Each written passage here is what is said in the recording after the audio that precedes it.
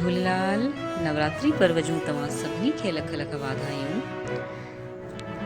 त ख़बर बिलासपुर मां आहे, जंहिंजो विषय आहे त माता रानी जे आराधना पर्व नवरात्र में 2 दिवसीय सिंधू डांडिया खे मिली अपार सफलता। माता रानी जी आराधना जे महापर्व नवरात्रि जे अवसर ते भक्ति भाव सां पूर्ण 2 दिवसीय सिंधू डांडिया धमाल रास गरबा पूरी तरह सफल रहियो। आयोजन सामाजिक ऐं गरिमामय पारिवारिक माहौल में आयोजित थियो। हिन आयोजन में वॾी संख्या में सिंधी समाज जूं महिलाऊं, ॿार, युवा युवतियूं, बुजुर्ग शामिल थिया ऐं कार्यक्रम जो आनंद वरितनि।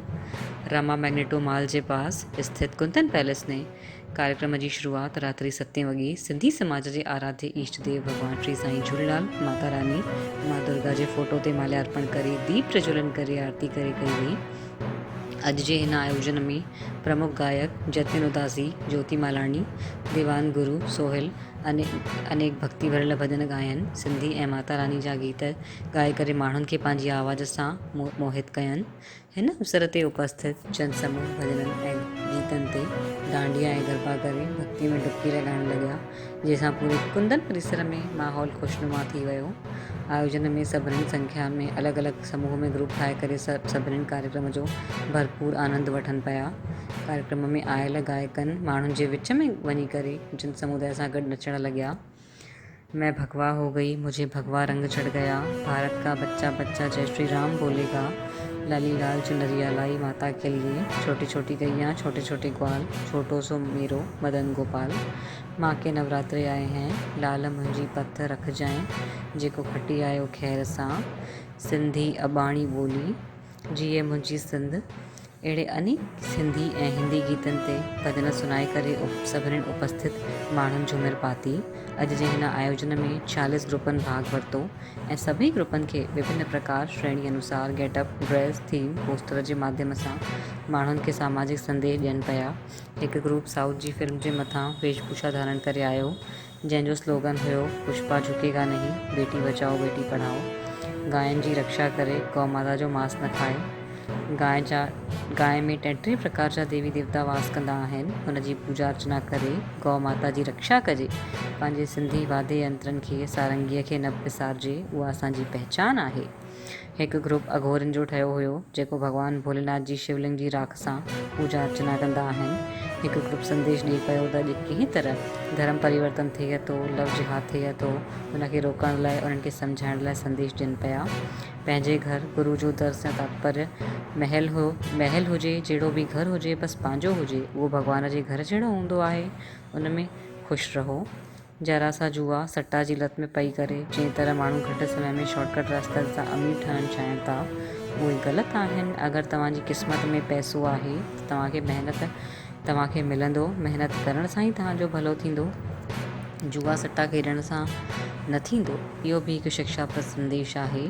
हिकु ग्रुप संदेश ॾिए पियो बचपन जी यादियूं डांडिया रास गरबा में। हिकु ग्रुप संदेश ॾिए पियो घर जा ई सिंधी पापड़, खीचा कचरी, अचार गृह उद्योगी सबसे सस्तो ऐं सुठो। ऐं सभई ग्रुप अलॻि अलॻि संदेश ॾियनि पिया, सभई हिक खां बढ़ी करे हिकु संदेश ॾियनि पिया। परीक्षण करण हेतु चयन करता सम्मानीय जजिस लाइ बि ॾाढो कठिन हुयो, प्रथम द्वितीय तृतीय कहिड़े ग्रुप खे ॾिनो वञे। आख़िर में सभई ग्रुपनि जी प्रस्तुति सुठी रही ऐं बेस्ट जोड़ी couple, best single dance, best dress group, best theme, best संदेश ग्रुप, बेस्ट सोलो, अहिड़ी कई कैटेगरियुनि में माण्हुनि खे प्रथम द्वितीय ऐं तृतीय पुरस्कार ॾिनो वियो। आख़िर में लकी ड्रा निकारियो वियो, जंहिंमें 40 LED TV प्रथम जे अलावा द्वितीय तृतीय पुरस्कार ॾिना विया। सभिनी सिंधू डांडिया धमाल 2022 जे शानदार भक्तिपूर्ण सफल आयोजन लाइ आयोजक पूज्य सिंधी सेंट्रल पंचायत महिला विंग, युवा विंग खे वाधायूं ॾिननि ऐं सुझाव ॾिननि त अॻिले वर्ष डांडिया 2 ॾींहंनि जो बढ़ाए करे 4 दिवसीय कयो वञे, छोकी पास लिमिटेड हूंदा आहिनि ऐं हर कोई शामिल न थी सघंदो आहे। ऐं इहो चयनि त असां अॻिले साल इन खां वॾी जॻह में आयोजन कंदासीं, जंहिंखां समाज सां वधीक खां वधीक माण्हू शामिल थी सघनि ऐं हिन समूह में कार्यक्रम में जेके बि वंचित थिया आहिनि उहे बि भाग वठी सघनि। सभई सिंगर गायकनि बि सभिनी हिन बहितर बिलासपुर जे बहितरीनु कार्यक्रम जूं वाधायूं ॾिननि ऐं चयो त असां पूरे देश भर में घुमंदा आहियूं, बिलासपुर जहिड़ो सिंधू डांडिया धमाल असां अञा ताईं न ॾिठो आहे। तव्हां माण्हुनि जो प्यारु आहे जेको असांखे खींचे वठी ईंदो आहे ऐं हिते अचण खां पोइ जंहिं तरह उपस्थित सभिनि माण्हुनि जो असांखे प्यारु मिलियो, हिकु घर जहिड़ो माहौल मिलियो, कॾहिं बि ईअं न लॻो त असां पंहिंजे शवर सां पंहिंजे घर सां पंहिंजे शहर सां दूरि आहियूं। ईअं लॻो त असां पंहिंजे परिवार जे विच में कार्यक्रम आयोजन कयूं था। वैसे बि तमामु माण्हुनि जी हिकु कहावत आहे त छत्तीसगढ़िया सबसे बढ़िया। अॼु इहा कहावत अञा ठही वई त सिंधी भैया सबसे बढ़िया।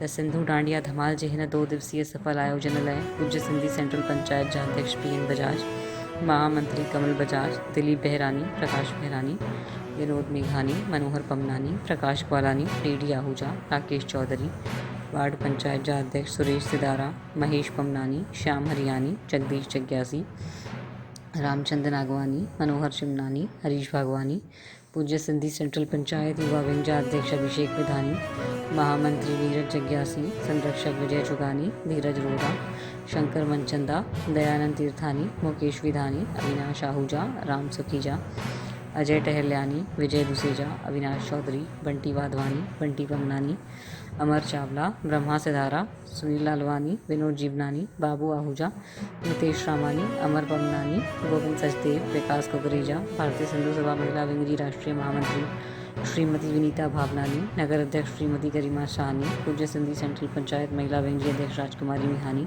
चंद्रा ठाकुर, मोनिका सदारा, कंचन मलघानी, भारती सचदेव, कंचन रोहरा, ट्विंकल अडवानी, प्रिया हरियानी, ज्योति पंजाबी, कीर्ति लालवानी, कीर्ति सिरवानी, कविता चिमनानी, रेखा आहूजा, विमला हिरवानी ऐं वॾी संख्या में सभिनी सदस्यनि जो विशेष योगदान रहियो। जय झूलेलाल।